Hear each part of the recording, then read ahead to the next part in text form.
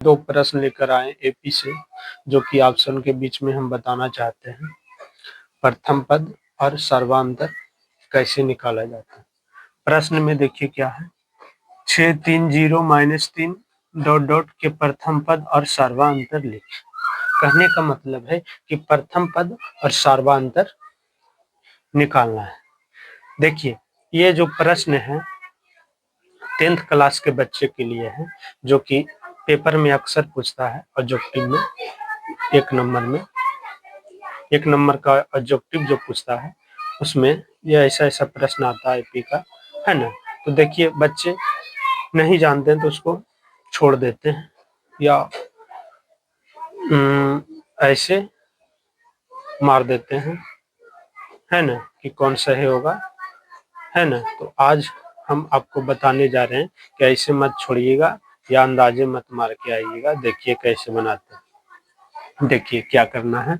सवाल में पूछ रहा प्रथम पद और सर्वांतर लिखने बोल रहा है, तो क्या करना है।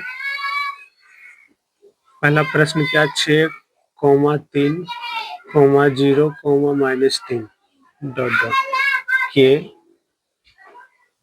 प्रथम पद और सर्वांतर।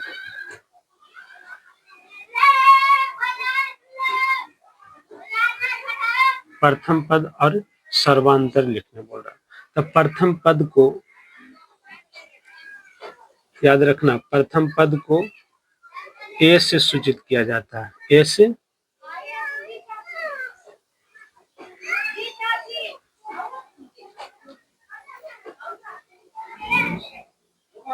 है और सर्वांतर को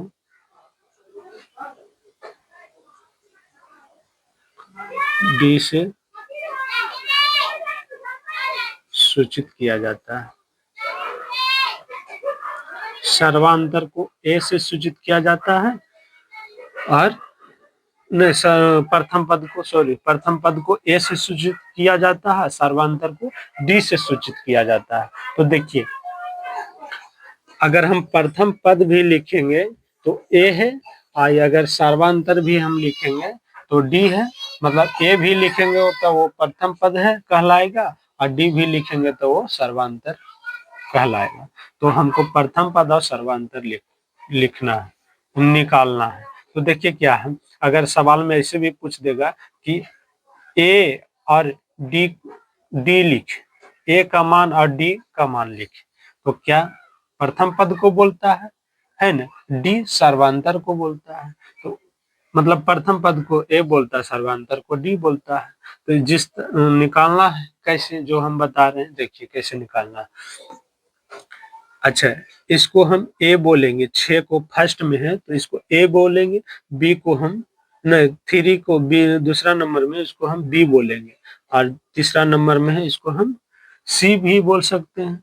-3 जो है इसको हम डी बोल सकते हैं, क्योंकि चौथा नंबर में है ना। ऐसे बढ़ता चला जाएगा, तो ABCD की तरह से हम नंबर बैठेले चल जा सकते हैं, है ना। या B1 A1 B A1 A2 ऐसे भी, है ना। तो देखिए प्रथम पद कौन है, सबसे फर्स्ट में कौन है, फर्स्ट में है, सबसे फर्स्ट में है पहला 6। 6 तो आप जान गए कि फर्स्ट में जो रहेगा उसको हम प्रथम पद कहेंगे, ए कहेंगे, है ना। सर्वांतर को हम कैसे लिखेंगे, निकालेंगे, तो देखिए सर्वांतर को कैसे निकालेंगे। सर्वांतर को क्या से सूचित किया जाता है, डी से। डी भी हम लिख सकते हैं ना। तो देखिए सर्वांतर को हम निकालने के लिए क्या करेंगे, अरे फर्स्ट वाला को तो हम 6 लिख दिए कि तो फर्स्ट में है ए है, और डी वाला को हम कैसे निकालेंगे, तो डी वाला को हम कैसे निकालेंगे, जो देखिए द्वितीय पद में पहला प्रथम पद को घटा देना, द्वितीय पद में प्रथम पद को घटा देना। मतलब ये है तो ये तीनों क्या है, बी है, मतलब बी मान लो, इसको बी -a कर दो, द्वितीय पद माइनस प्रथम पद। तो द्वितीय पद क्या है, 3 है, और ए क्या है, 6 है। तो ये घट जाएगा तो -3 आएगा, है ना। तो मतलब प्रथम